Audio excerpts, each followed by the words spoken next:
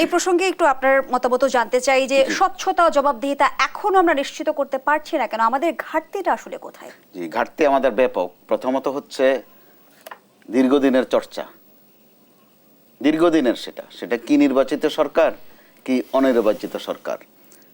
কয়েকটা জিনিস ছোট্ট ছোট্ট করে খেয়াল করেন। আমাদের মাননীয় স্বরাষ্ট্র উপদেষ্টা যেদিন বললেন সীমান্তে আর যেন কোনো হত্যা না হয়, ঠিক তার পরপর দুদিন দুটা হত্যা। স্বর্ণা দাস থেকে জয়ন্ত কুমার। জি, আবার শিক্ষা উপদেষ্টা যখন বললেন যে শিক্ষাঙ্গনে যেটা হচ্ছে, অর্থাৎ যেটা বলতে তিনি বুঝাতে চেয়েছেন বিভিন্ন জায়গায় শিক্ষকদের গায়ে হাত তোলা হচ্ছে, তাদেরকে ক্যাম্পাস থেকে বের করে দেয়া হচ্ছে, এরপর থেকে কিন্তু এটা থামেনি, বরং যেন আরেকটু বেড়েছে। এই গেল একদিক, অর্থাৎ কথা না শোনার একটা অভ্যাস। আবার সেটাকে সমর্থন দেওয়ারও কিন্তু একটা গ্রুপ আছে, তারা বলতে চাচ্ছেন যে সেটা কৃতকর্মের ফল। তো এই নিয়ে বিতর্কে না গিয়ে আমরা যদি দেখি এবার কাজের ভলিউমটা সরকারের, শিক্ষা প্রতিষ্ঠান থেকে শুরু করে মসজিদ পর্যন্ত, এখন সেটা কেন? শিক্ষাঙ্গনে কিছু শিক্ষক শিক্ষকতার নামে কি করেছেন সেটা অভিভাবকরা জানেন, শিক্ষার্থীরা জানেন, এমনকি শিক্ষকরা নিজেরাও জানেন, যে কারণে তারাও কিন্তু এবার পালিয়েছেন। স্বাভাবিকভাবে পালাবেন যারা সরকারে ছিলেন, প্রধানমন্ত্রী সহ যারা ছিলেন প্রভাবশালী অংশ, তারা পালিয়েছেন।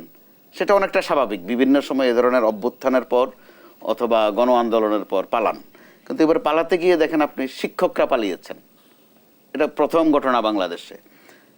প্রধান বিচারপতি পালিয়েছেন, পালাতে পালাতে গিয়ে মসজিদের ইমাম সাহেব আর খতিব সাহেবও পালিয়েছেন, কোথাও কোথাও আজান দেওয়ার লোক নাই, মুয়াজ্জিন সাহেবও পালিয়েছেন। অর্থাৎ যে আমরা যেটা এসিআর বলি বা আমলনামা যেটা বলি, তাদের কাছেও সেটা আছে। অর্থাৎ এই কমিশন করে বের করা লাগছে না যে তারা কে কি করেছেন। এই বাস্তবতা কি আমাদের এই বার্তা দিয়ে যে রাষ্ট্রের প্রতিটি রন্ধ্রে রন্ধ্রে আসলে দলীয় কর্ম? অবশ্যই অবশ্যই। যেখানে আপনি 6 কমিশন করছেন, 6 কমিশন কতগুলো দিক দেখবে? শিক্ষাঙ্গন দেখবে নাকি হাটবাজার দেখবে নাকি মসজিদ মাদ্রাসা দেখবে?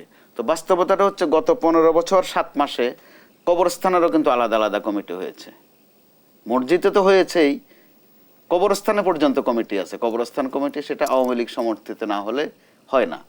তো এমন যদি হতো যে ওই কালচারটা এখন বন্ধ হোক, যেটা ঘৃণা করে মানুষ, আসলে হাসে।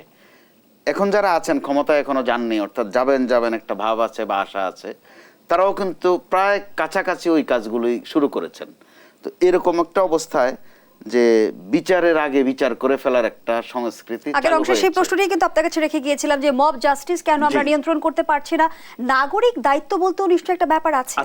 সেই দায়িত্বকে আমরা যথাযথভাবে পালন করতে পারছি? সেখানে নাগরিক দায়িত্ব বলতে আপনি বা আমি, এখন নির্বাচিত কোনো নাগরিক নেই, বা থাকলেও তারা যে দায়িত্ব পালন করেছেন মোটেই নয়।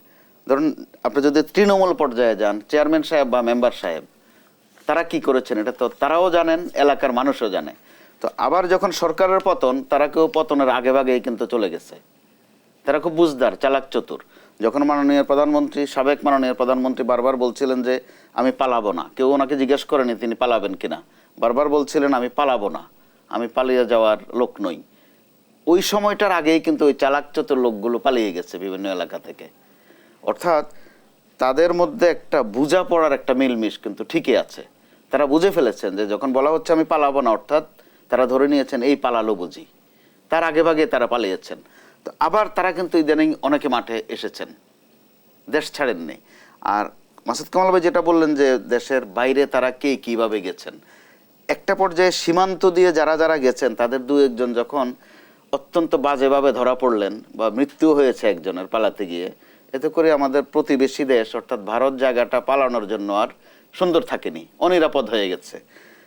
একজন সাবেক মাননীয় বিচারপতি কিভাবে ওখানে, নিশ্চয়ই খেয়াল করেছেন, ওনার নামটা নাই নিলাম, সেটা ভয়ে না কিন্তু ঘৃণায় অনেকটা। তো উনি একটা মারাত্মক এমন একটা অবস্থায় তিনি গ্রেপ্তার হলেন কলা পাতায় শুয়ে, তার মুখ দিয়ে কিন্তু কিছু কথা এসেছে যে তিনি বর্ডার পার হওয়া বাবদ কত খরচ করেছেন, এরপরে আবার তারা যারা আক্রমণ করেছেন তারা তার কাছ থেকে কত নিয়ে গেছে। ওখান থেকে কিন্তু আমরা একটা ধারণা পেলাম যে অন্তত স্থলপথে পালাতে গেলে কি হয়। ঠিক তার পরে আরেকজন কিন্তু পালাতে গিয়ে মরেই গেলেন। কিন্তু বর্ডার দিয়ে আসলে অবৈধ পন্থায় পালানো আর বিমানবন্দর দিয়ে দেশ ত্যাগ করা এক বিষয় কিনা, সেই বিষয়টি নিশ্চয়ই আপনি বলবেন। আবারও বিরতির সময় হয়েছে। দর্শক, জেনেছিলেন নিবেদিত দেশ সাম্প্রতিকের রিপোর্ট যে আবারও বিরতিতে যাচ্ছি, সাথেই থাকুন।